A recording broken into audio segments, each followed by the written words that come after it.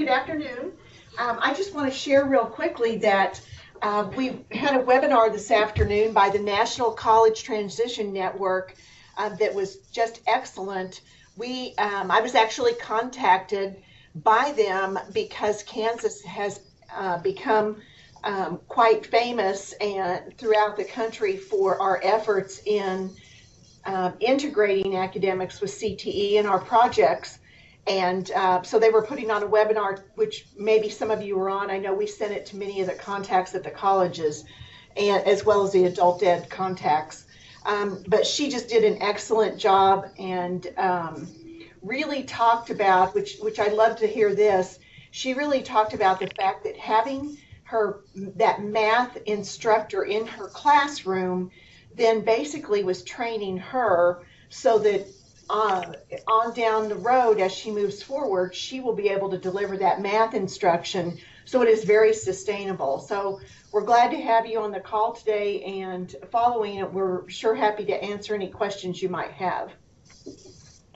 Okay, and we'll just go ahead and get started. Again, this is pretty basic, just about the leadership grant. Hopefully, we're just on the front page of the PowerPoint. And so hopefully you either have the PowerPoint in front of you or you can see it by Skype. We'll also reference the RFP is online on our website, and also all of the reporting materials so you can see what you're getting into if you're interested in applying for the grant. We don't want anybody to be surprised on reporting. So we'll go ahead and get started. The grant timeline, of course, the RFP was announced January 13th. And then the application is due March 31st, so hopefully this can give you some time to get this organized and get some faculty involved that might be interested in applying for the grant.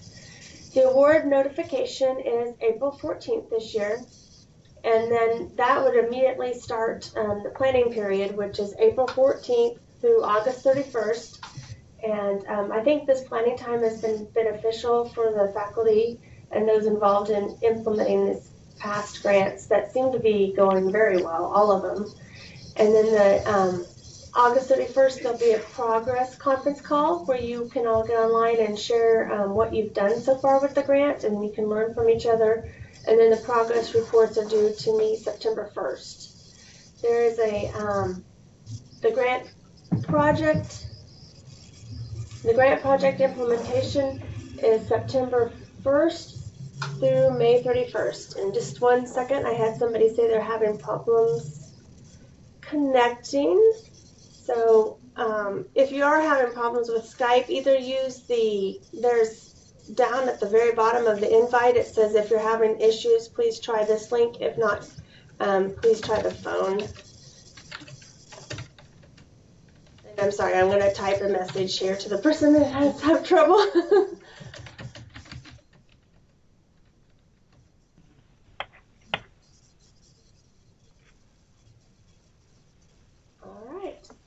We'll just keep going. Again, the progress report is due September 1st. The grant project implementation is September 1st through May 31st. The grant period is April 15th through May 31st. And then the final grant report is due June 29th. And hopefully that timeline works well for everybody. Hopefully it's giving everybody enough time to implement it, to get the faculty together, to talk about it, and get things going by the school year next year. The program, the eligibility, these are leadership funds through Carl Perkins. So the program must be currently eligible for Carl Perkins funding at the community and technical colleges and be delivered as a college level instruction by qualified college level staff. I mean, anybody who you would be hiring for faculty. And then the programs must also be aligned according to the current alignment models. Are there any questions on that? So if it's a program that isn't aligned, then it doesn't have to be aligned by the program models. But if it is one that is already aligned, then you must be following. And you can see a list of the programs that are aligned online on our website if you are unsure. Do we have any questions? Okay, we'll move on to the next slide. Funding restrictions again. Our Perkins coordinators have a upper hand in this because they're used to working with Perkins. And again, the funding restrictions follow all the same call spending restrictions. And grant funds cannot be used to supplant salaries of current faculty. However, current full-time academic faculty could be utilized in the project provided their previous course load is shifted to a new full or part-time faculty. And so that one can be a little tricky. Are there any questions on that? And again, when you are working on these grants, feel free to contact us and ask questions and maybe even run ideas past us, and we want to make this work for you guys. And then contracts for instruction must be within the award period, and instructional duties must not be outside the scope of this project. Does that make sense to everybody? I have a quick question like that. Sure. This is Anthony Finari at Johnson County Community College. Hi, Anthony. Hi, how are you doing? Good. Okay, I guess in our previous Perkins Leadership Grant, some of our faculty worked over the summer to develop some of the course modules that were going to be implemented, and they did receive stipends to be able to work on that. Is that no longer allowable? No, that's allowable. That's allowable because that's considered above and beyond their contract. So it's an additional stipend. Anthony, I think that the question came about last year, or when we first started this project, whether you could use existing faculty. And we said, you know, especially if it's someone who's being paid with federal or with state funds, which would be supplanting. But we clarified that you sure can do that. It would just be above and beyond their regular duties. Okay, so if a CTE faculty member in a Perkins program was working on this project over the school year and it involved classes they were teaching, that wouldn't necessarily be above and beyond their duties, correct? Well, you could have curriculum development above and beyond. Right. Okay. Yeah, so their full wage wouldn't be covered, but right. So, but that's a way to pay, you know, to be able to pay them to using these funds. Yeah. Okay, I understand now. Thank you. So it's not that you're paying them to teach this class, but you're paying them to develop and pilot new curriculum, in other words. Right, because the question had come about, you know, do we have to go out and hire new people to do this? And so, you know, we huddled and said, no, you can utilize people that you have, but it's going to be just make sure, because if they're being paid with state funds, then you can't take those federal funds and pay them, and because that would be supplanting.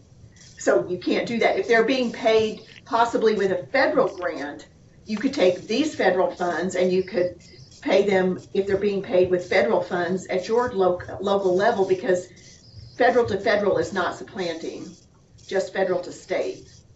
Now I've probably really confused everybody. And again, we can, thank you. I appreciate the clarification. And you can always call and talk that through with us, because I know supplanting is one of the most fun questions that we have. Again, purposes for Leadership Fund grants. The Leadership Activity Grant focuses on integration of academic and CTE instruction. So that's the most important part. And we've had institutions do that in different ways, and it's really interesting to see how everybody has done it. The activities need to still kind of fall under Perkins with the 9 mandatory activities of the Perkins grant.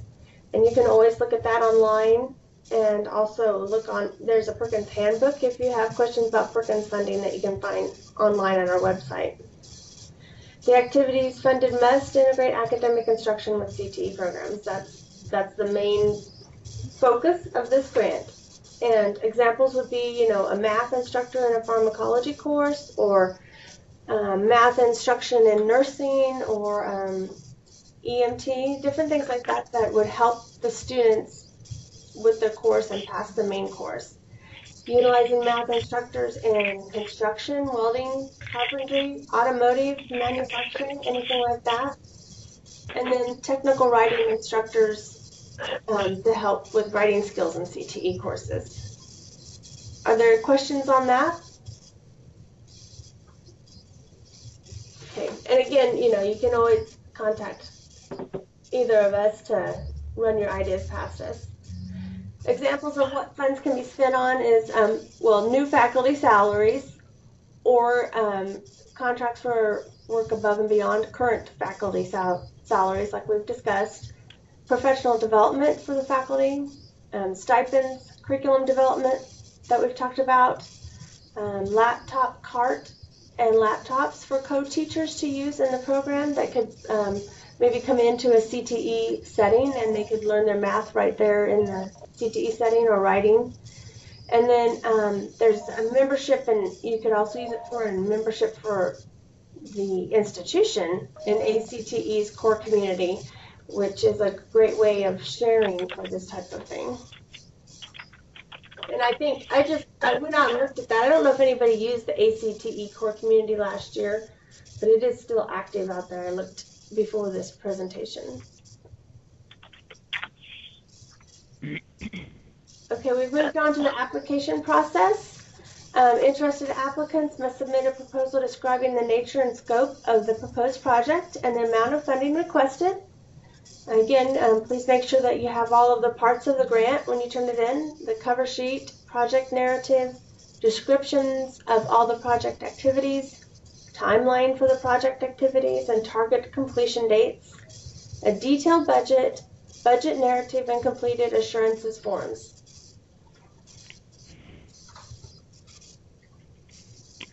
Okay, and we'll move on to the this grant. Since we have it going over a year, we have a progress reporting requirement, and that just helps us to make sure that everybody's on track. But I do think it was helpful with this grant that we're currently in August, that they got to get on the phone and share what they've been doing and what they've achieved with the other grantees, and hopefully picked up some helpful ideas for themselves as well. And the progress report would document the activities that you've done so far and the stage of completion and the progress made, a list of the personnel that you've hired with the grant, and then examples of the new curriculum that you've developed and how you plan to integrate it, plus a budget sheet with how much money you've spent. So hopefully, I think there weren't any problems with that with this grant. I think that was a pretty simple one. We've moved to the next slide, which is just a sample of the progress report narrative form. Again, pretty simple, but I like to include this with the application so that people know what they're getting into when they apply for a grant. And then the final reporting requirements, which we haven't done yet for this grant because we're still in the grant year, but that will include documentation and examples of academic integration, information on how the curriculum has been modified to embed academic skills and instruction into the CTE classroom, final narrative, which many of you have gotten used to now with the Perkins grant, and we use the ones for these grants also in the CAR report to the federal government. So the final narrative is very important. It's nice to be able to mention your institution on our yearly report. Then the final expenditure report, so we can make sure you've spent all your funds, and time and effort reports for those paid with grant funds. Any questions on the final reporting requirements? Okay. And again, moving on to the next slide, we just did a screenshot of what that final report is. These reports are all online, and I hope all of you are familiar with our website and where you can find about anything related to Carl Perkins. But if you just go to the kansasregents.org and then look up Workforce Development Perkins Grants, you can find the Perkins Grant Handbook. And then you scroll down, and then you'll find the 2018 Perkins Leadership Activities Grant So it's the fiscal year 18 grant. Did the year just like we did the Perkins grant year. So since it ends next spring, that's why it's FY18. And then all of the forms are there for you to look at.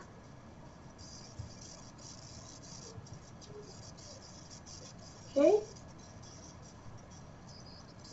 Just another sample of the final participant completion report. Gives us a little bit of information on the number of students that have benefited from this grant. And the final budget. If you'll notice on your RFP, the budget in there is the same one that you'll use. You'll use it, the ones that are used to doing the Perkins grant will notice that this is familiar to the budget or breakdown of expenses. But you'll have your original budget for the grant is in the first column. Then when you do your September 1 report, you'll have how much money you've spent or encumbered as of that date. And then you'll have your total amount in the last column. And so this is just meant to build upon itself. And I think I put it in there as a Word document, but I could give you an Excel sheet of it if you need it, because I included it into the RFP. I think that was pretty fast. Do we have any questions?